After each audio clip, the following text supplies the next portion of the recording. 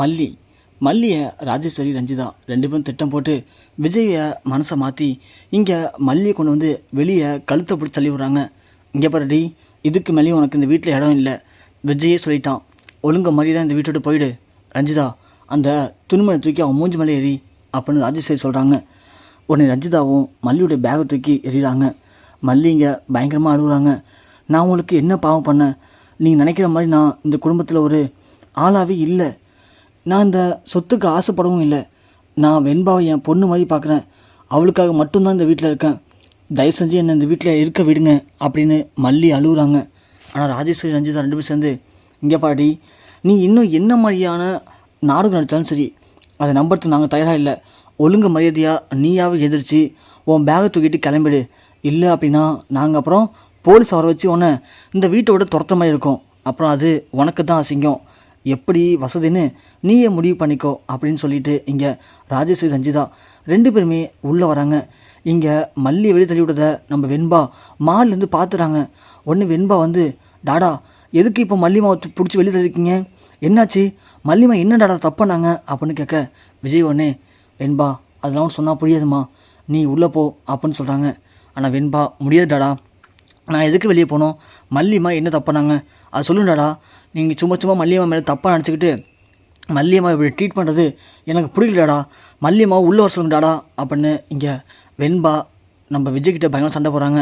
ஆனால் விஜய் அவங்க அக்காவோட பேச்சை கேட்டுட்டு எதுவுமே பேசாமல் அமைதியாக இருக்கார். உள்ளே வர ராஜேஸ்வரி, வெண்பா இங்கே பாருமா, நீ சின்ன பொண்ணு, சொன்னால் உனக்கு புரியாது. அந்த மல்லி சாதாரண கிடையாது. அவள் ரொம்ப மோசமானவ, அவள் ரொம்ப தப்பானவ. அவள் இந்த வீட்டில் இருந்தால் நமக்கு தான் ஆபத்து. அதனால தான் நான் சொல்கிறேன், அவள் இந்த வீட்டில் இருக்கக்கூடாதுன்னு முடிவு பண்ணி அவளை வெளியே போக சொல்லிட்டோம். அதனால் நீ ஒன்றும் பயப்படாதம்மா. உனக்கு தேவையான எல்லாத்தையுமே இனிமேல் நானும் ரஞ்சிதாவும் உனக்கு பண்ணி தருவோம்.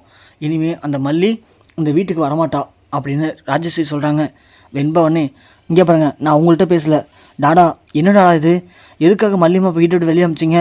சொல்லுங்க டாடா. பாத்தியா விஜய், அந்த மல்லி வெண்பாவை எப்படி கெடுத்து வச்சுருக்கா பாத்தியா? இத்தனை நாள் நம்ம சொன்னால் வெண்பா கேட்பா. ஆனால் இன்றைக்கி நான் உங்கள்கிட்ட பேசலன்னு என்னையே எடுத்தறிஞ்சு பேசுகிறா. அடுத்தது ஒன்றையும் வெண்பா அப்படி பேசுகிறதுக்கு எவ்வளோ நேரம் ஆகும் யோசிச்சு பாரு விஜய். இதுக்கு தான் சொல்கிறேன், அவள் இந்த வீட்டில் இருந்துக்கிட்டு வெண்பாவை டோட்டலாக அவள் பக்கம் மாற்றிக்கிட்டு இருக்கா விஜய். அவள் இனிமேல் இந்த வீட்டில் இருக்க தேவையே இல்லை விஜய். வெண்பா நீ உள்ளே போ, உனக்கு ஒன்றும் சொன்னால் புரியாது அப்படின்னு சொல்லிடுறாங்க. இங்கே வெண்பா, டாடா கடைசியாக கேட்குறேன், மல்லியம்மாவை உள்ளே கூப்பிடுவீங்களா மாட்டிங்களா? வெண்பா நீ உள்ளே போமா அப்படின்னு சொன்ன உடனே வெண்பா அழுதுகிட்டே வெளியே ஓடியாங்க. இங்கே பார்த்தா மல்லி அப்போ தான் பேகை தூக்கிக்கிட்டு வெளியில் போகிறாங்க.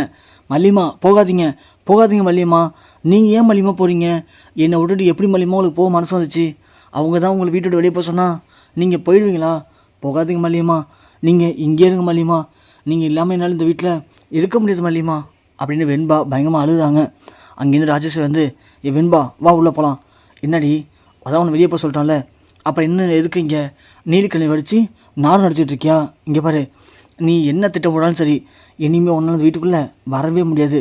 உன் சாப்டர் க்ளோஸ் ஆகிடுச்சு, அவ்வளோதான் அப்படின்னு ராஜேஸ்வரி வெண்பா உள்ளே சொல்கிறாங்க. இங்கே வந்த வெண்பாவுக்கு என்ன பண்ணுறதுன்னு தெரில. வெண்பா ரூமில் உட்காந்து பயங்கரமாக அழுகுறாங்க. வெண்பாவுக்கு அப்போ தான் ஒரு ஐடியா வருது.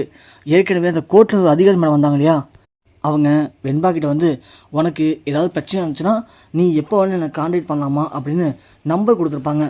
அதை வெண்பா உடனே நம்பருக்கு கால் பண்ணி இங்கே நடந்த எல்லாத்தையுமே சொல்கிறாங்க. இது மாதிரி கோர்ட்டில் தீர்ப்பு வந்த உடனே இப்போது எங்கள் மல்லியம்மாவை வீட்டை விட்டு வெளியே துரத்துறாங்க. என்னால் மல்லியம்மா இல்லாமல் இந்த வீட்டில் இருக்க முடியாது. எங்கள் மல்லியம்மா ரொம்ப நல்லவங்க, அவங்க எந்த தப்புமே பண்ணவே இல்லை. எங்கள் அத்தையும் சித்தியும் சேர்ந்து இப்போது அவங்க மேலே தேவையெல்லாம் பழி போட்டு அவங்கள வீட்டோட துரத்துறாங்க. நீங்கள் தான் எனக்கு இப்போ ஹெல்ப் பண்ணணும், எங்களை காப்பாற்றணும் அப்படின்னு வெண்பா அந்த அதிகாரி மேடம்கிட்ட பேசுகிறாங்க. உடனே அதிகாரி மேடமும், நீ சொல்லலாம் உண்மையாம்மா அப்படின்னு கேட்கவும், ஆமாம் மேடம், நான் உங்களுக்கு வாட்ஸ்அப்பில் ஃபோட்டோ அனுப்பிச்சிருக்கேன் பாருங்கள், எங்கள் மல்லியம்மாவை எப்படி பிடிச்சி வெளியே தள்ளுறாங்க அப்படின்னு சொன்ன உடனே அந்த மேடம் பார்த்துட்டு ரொம்ப ஷாக்காக வராங்க. சரிம்மா நீ எதுக்கும் ஃபீல் பண்ண வேணாம், நீ அங்கேயே நான் வரேன் அப்படின்னு சொல்லிட்டு அந்த அதிகாரி மேடம் கிளம்பி வந்துட்டுருக்காங்க. அப்போ தான் மல்லி இங்கே விஜய் வீட்டிலேருந்து வெளியே போயிட்டு அழுதுகிட்டே போயிட்டுருக்காங்க. வர வழியில் அந்த அதிகாரி மேடம் மல்லியை பார்த்துட்டு நேராக அவங்க கார்லேயும் மல்லியை கூப்பிட்றாங்க. ஆனால் மல்லி வர மறுக்கிறாங்க. அதுக்கப்புறமா அவங்க பேசி புரிய வச்சு மல்லியை தன்னோட காரில் ஏற்றிக்கிட்டு நேராக விஜய் வீட்டுக்கு வராங்க. அப்போன்னு பார்த்து கார் சவுண்டு கேட்டு விஜய் வெளியேருந்து பார்க்குறாரு. யாருன்னு பார்த்தா அந்த அதிகாரி மேடமாக இருக்குது. வாங்க மேடம், கோர்ட்டில் ஒரு வழியாக நீங்கள் நல்லா தீர்ப்பு கொடுத்துருக்கீங்க. எப்போது எனக்கு என் பொண்ணு சொந்தமாயிட்டா, இனிமேல் எனக்கு எந்த பிரச்சனையும் இல்லை மேடம் அப்படின்னு சொல்ல, சரிங்க விஜய், உங்கள் மனைவி மல்லி எங்க அப்படின்னு கேட்டவுடனே விஜய் திருத்தின்னு முடிக்கிறாரு. உடனே ராஜேஸ்வரி வந்து, அவள் இந்த வீட்டுக்கு வீட்டில் இருக்கிறதுக்கு லாய்க்கு இல்லை, அவள் இந்த வீட்டுக்கு சரியில்லை, அதனால தான் அவளை வீட்டோடு வெளியே அமைச்சிட்டோம் அப்படின்னு சொன்ன உடனே இங்கே அதிகாரம் கேட்குறாங்க. இங்கே பாருங்கள் விஜய், கோர்ட்டு கஸ்டடி அப்போது நான் உங்கள்கிட்ட என்ன சொன்னேன், இந்த குழந்தைக்கு அம்மாவா உங்கள் மனைவி இருக்காங்க, ஸோ லாஸ்ட் வரைக்கும் நீங்களும் உங்கள் மனைவி சேர்ந்து வெண்பாவை நல்லபடியாக பார்த்துக்கணும்னு சொன்னேன். ஆனால் தீர்ப்பு வந்த உடனே நீங்கள் மல்லியை வீட்டோடு துரத்திருக்கீங்க. அப்படின்னா மல்லி உங்களோட மனைவி இல்லையா? சொல்லுங்கள் விஜய், நீங்கள் என்ன பித்தலாட்டம் பண்ணுறீங்க? நீங்கள் ஏதோ ஒரு உண்மையை மறைக்கிறீங்க. அதனால தான் கோர்ட்டில் தீர்ப்பு உங்களுக்கு சாதகமாக இருந்த உடனே நீங்கள் மல்லியை வீட்டோடு துரத்திருக்கீங்க. ஆனால் ஒன்று விஜய், நீங்கள் நல்லா அந்த லெட்டரை படித்து பாருங்கள். இந்த ரிப்போர்ட்டை கொடுத்ததே நான் தான். இந்த ரிப்போர்ட்டை எப்போ வேணாலும் கேன்சல் பண்ணுறதுக்கு எனக்கு எல்லா உரிமையும் இருக்குது. நீங்கள் மல்லியை வீட்டோடு துரத்துனது மிகப்பெரிய ஒரு துரோகம்தான். அப்படி இருக்கும்போது நீங்கள் பண்ணது மிகப்பெரிய ஏமாற்று வேலை. ஸோ நான் இப்பயே போகிறேன். இப்பயே போயிட்டு இது மாதிரி மல்லி இந்த வீட்டில் இல்லை, எல்லாருமே மல்லியை பயன்படுத்தி நம்ம வெண்பாவை அவங்க அடையணும் அப்படின்னு திட்டம் போட்டிருக்காங்க அப்படின்னு நான் இப்பயே பதில் கடிதம் கொடுக்குறேன். கொடுத்தா இந்த தீர்ப்பை அப்படியே கேன்சல் பண்ணிவிட்டு வெண்பாவை அவங்களுடைய தாத்தா கூட அனுப்பிடுவாங்க.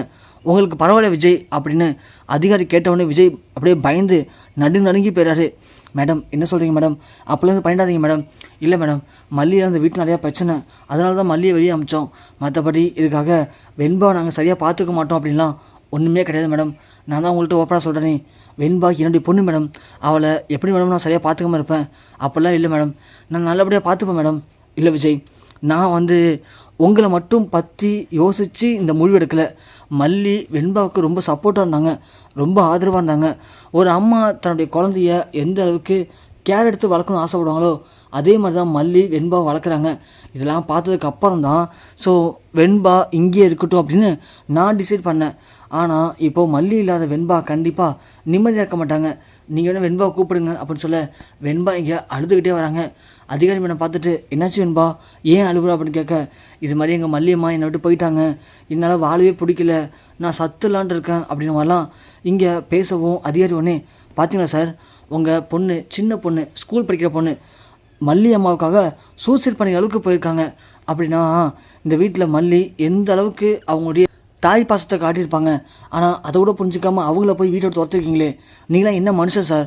திரும்ப சொல்கிறேன் சார், நீங்கள் மல்லியை போய் கூட்டிகிட்டு வந்து இந்த வீட்டில் தங்க வச்சு ஒழுங்காக அவங்கள குடும்பம் நடத்தி வெண்பாவை பார்த்துக்கிட்டீங்க அப்படின்னா வெண்பா நிரந்தரமாக உங்கள் வீட்டிலே இருக்க முடியும்.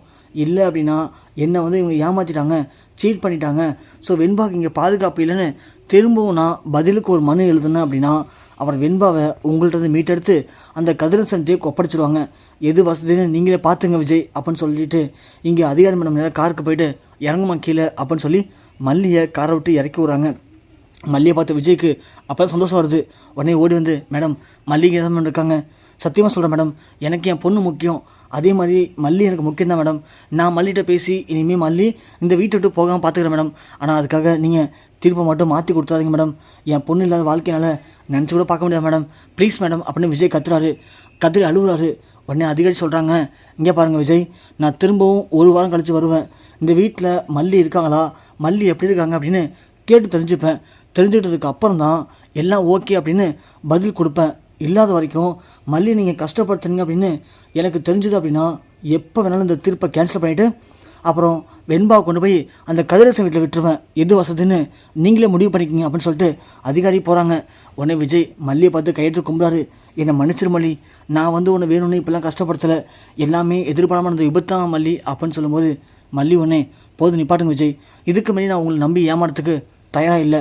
இப்போது நான் உங்களுக்காகவோ உங்கள் அக்காவுக்காகவோ வரல, ஏன் அந்த மேடத்துக்காக நான் வரல, வெண்பாவுக்காக மட்டும்தான் வந்திருக்கேன். ஸோ வெண்பாவை இன்னும் கொஞ்ச நாள் கூட இருந்து நான் பார்த்துக்கணும்னு ஆசைப்பட்றேன். பார்த்து முடிச்சதுக்கப்புறமா நான் கிளம்பி போயிட்டே இருப்பேன்.